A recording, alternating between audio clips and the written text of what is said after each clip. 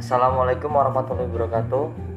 Perkenalkan, di sini saya dari kelompok 6 yang akan membahas bab 12 yang berkelompokkan Sintiawati dan Cynthia Octavia, Rizky Ali, dan saya sendiri Rifan Wijaya. Kelompok kami akan membahas tentang teknologi informasi dan komunikasi untuk penilaian pembelajaran. Yang pertama, saya akan membacakan yang A, konsep penggunaan TIK untuk penilaian. Penilaian adalah proses sistematis pengumpulan, pengelolaan, dan pengambilan keputusan atas data tentang suatu objek untuk selanjutnya dipertimbangkan pemberian nilai atas suatu tersebut berdasarkan pada suatu kriteria tertentu. Penilaian tidak bisa dilakukan tanpa adanya sejumlah data yang memadai tentang objek yang akan dinilai. Melalui data yang lengkap, kita bisa mengamati dan mengenali objek dengan baik, sehingga pada tahapan selanjutnya kita punya gambaran untuk memberikan pertimbangan nilai. Dengan demikian, dari uraian di atas bisa kita pahami setidaknya ada 3 komponen utama dalam penilaian, yaitu adanya objek yang akan dinilai, dan adanya pertimbangan, dan adanya kriteria. Dalam evaluasi pembelajaran, yang menjadi objek penilaian adalah proses dan hasil belajar. Substansinya adalah sejauh mana proses pembelajaran dilakukan oleh guru dan siswa, dan sejauh mana tujuan-tujuan pembelajaran belajar dicapai siswa. Dengan demikian, dalam evaluasi pembelajaran, data yang harus dikumpulkan adalah data tentang aktivitas pembelajaran dan data tentang hasil belajar. Data proses pembelajaran lebih banyak berupa data kualitatif, sedangkan data hasil belajar lebih banyak data yang bersifat kuantitatif berupa angka. Dalam pengelolaan data kualitatif biasanya lebih banyak dilakukan secara subjektif oleh guru dengan berdasarkan pada ilmu pengetahuan dan sains pendidikan yang dimilikinya. Sedangkan data kualitatif berupa angka-angka dan pengelolaan analisanya menggunakan alat bantu sistem operasi matematik dan atau statistik. Sekaitan dengan pengelolaan dan analisis data berupa angka numerik dewasa ini, kita bisa menggunakan salah satu proses aplikasi komputer, yaitu program pengelolaan angka. Salah satu program yang bisa digunakan untuk mengelola data angka tentang proses dan hasil belajar yaitu program Microsoft Excel. Sekian dari saya. Terima kasih. Baik, saya Rizky Ali Sofyan akan membahas tentang manfaat penggunaan TIK dalam penilaian. Perkembangan teknologi informasi dan komunikasi atau TIK yang sangat pesat sejak lama telah dimanfaatkan dalam dunia pendidikan. Teknologi pendidikan dalam arti teknologi alat lebih menekankan pada penggunaan alat-alat teknologis untuk menunjang efektivitas dan efisiensi pendidikan. Contoh model pengajaran yang menggunakan teknologi alat diantaranya adalah pengajaran dengan bantuan film dan video, pengajaran dan dengan propaganda, mesin pengajaran, pengakaran modul, dan pengajaran dengan bantuan komputer. Ada sejumlah sisi positif atau kelebihan yang dimiliki apabila dalam pengolahan data angka menggunakan alat bantu komputer dengan program aplikasi Microsoft Excel diantaranya, yaitu yang pertama, pengolahan dan analisis data angka akan lebih cepat dan lebih akurat dibandingkan jika dilakukan secara manual. Yang kedua, karena pengolahan data berbasis komputer ini dilakukan berupa data digital, maka penyebar luasan informasi hasil pengolahan datanya juga bisa dilakukan secara digital juga, di samping melalui print out dalam bentuk lembaran kertas. Dan yang terakhir, penyebar luasan hasil-hasil penilaian bisa dilakukan secara online, sehingga bisa diakses setiap saat oleh seseorang ataupun para pendidik saat data-data tersebut sedang dibutuhkan. Assalamualaikum warahmatullahi wabarakatuh. Saya Sinta Octavia, NPM 1911010441, akan melanjutkan materi selanjutnya, yaitu tentang pengenalan software Microsoft Excel untuk penilaian hasil pembelajaran. Yang pertama, apa itu Excel? Microsoft Excel merupakan salah satu program aplikasi yang ada pada Microsoft Office, yaitu program aplikasi untuk kepentingan perkantoran. Microsoft Excel adalah suatu program aplikasi berupa kolom dan lajur elektronik yang ditujukan untuk mengolah dokumen yang berupa angka, di mana angka tersebut dapat diolah dengan logika operasi matematika dan statistika. Yang kedua, yaitu fungsi atau kegunaan Microsoft Excel. Jadi, fungsi dari program Microsoft Excel adalah untuk membuat dan mengolah dokumen berupa angka, yang memungkinkan untuk menggunakan operasi logika matematika dan statistika. Yang ketiga, yaitu prosedur menggunakan Microsoft Excel. Bahasan tentang prosedur penggunaan Microsoft Excel secara garis besar akan mencakup 4 hal utama, yaitu yang pertama, membuka program Microsoft Excel. Ada beberapa cara untuk membuka program Microsoft Excel ini.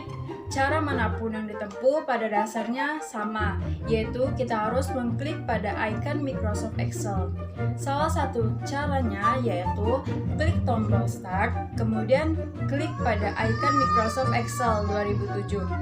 Kedua, yaitu membuat dokumen dalam Microsoft Excel. Membuat dokumen pada Microsoft Excel berupa aktivitas mengetikkan angka, kata, atau simbol serta mengolah data dengan menggunakan logika matematika dan statistika yang sudah disediakan oleh program tersebut. Dokumen kata dan angka tersebut dibuat dalam bentuk lajur dan kolom yang telah tersedia dalam program Microsoft Excel. Ketiga, yaitu input dan pengolahan data. Menginput berarti mengetikkan data ke dalam kolom dan lajur. Dalam input dan pengolahan data di Microsoft Excel akan terkait dengan beberapa operasi logika matematika dan fungsi statistika. Lambang operasi matematika seperti pangkat, kali, bagi, tambah, dan juga kurang. Fungsi statistika yang sering digunakan yaitu sama dengan sum untuk menjumlahkan data dalam satu rank, sama dengan average untuk menghitung rata-rata dari suatu rank, sama dengan max untuk mencari nilai terbesar dari suatu rank, sama dengan min untuk mencari nilai terkecil dari suatu rank, sama dengan count untuk menghitung jumlah data dari suatu rank. Cara pertama, teknik penulisan karakter angka di Microsoft Excel harus dimulai dengan tanda sama dengan. Yang kedua, klik pointer pada sel di mana hasil operasi akan ditempatkan. Ketiga, ketik lambang sama dengan. Yang keempat, ketik rumus fungsi yang akan digunakan. Yang kelima, blok suatu rank atau kolom tertentu yang berisi data yang akan dijumlahkan. Dan yang terakhir, tekan enter. Cara memblok: pertama, bawa kursor ke bagian awal dokumen. Kedua, menekan sisi kiri mouse dengan tidak melepaskannya hingga ke ujung akhir teks, atau dengan cara menekan tombol shift plus tombol panah. Sekian dari saya, selanjutnya akan dilanjutkan oleh saudari Sintiawati Ningsih. Perkenalkan, nama saya Sintiawati Ningsih, NPM 1911010442. Di sini saya akan menerangkan materi tentang meranking. Apa sih sebenarnya arti meranking itu? Meranking adalah suatu teknik statistik yang sering digunakan dalam pengolahan data hasil belajar yang perlu di-ranking. Yang pertama, konsep meranking data artinya menentukan suatu nilai rata-rata mana yang sangat baik dari sejumlah nilai rata-rata yang ada. Ranking ini sangat penting untuk menentukan data mana yang urutan-urutannya teratas untuk menentukan pemilihan atau menentukan prioritas peringkat. Yang selanjutnya ada prosedur dalam ranking data. Yang pertama, klik sel tempat di mana hasil pengolahan akan ditempatkan. Ketikkan tanda sama dengan sebagai tanda yang wajib dalam Excel untuk mengawali suatu rumus dalam Microsoft Excel. Yang ketiga, ketik rank. Yang keempat, blok sel yang berisi nilai rata-rata yang akan ditentukan rankingnya. Yang kelima, ketikkan tanda koma. Yang keenam, blok rank. Dan yang terakhir, tekan tombol enter. Yang selanjutnya ada mengolah grafik. Mengolah grafik maksudnya di sini yaitu membuat dan mengedit grafik, mengubah jenis grafik dan memberi atau mengubah warna pada grafik.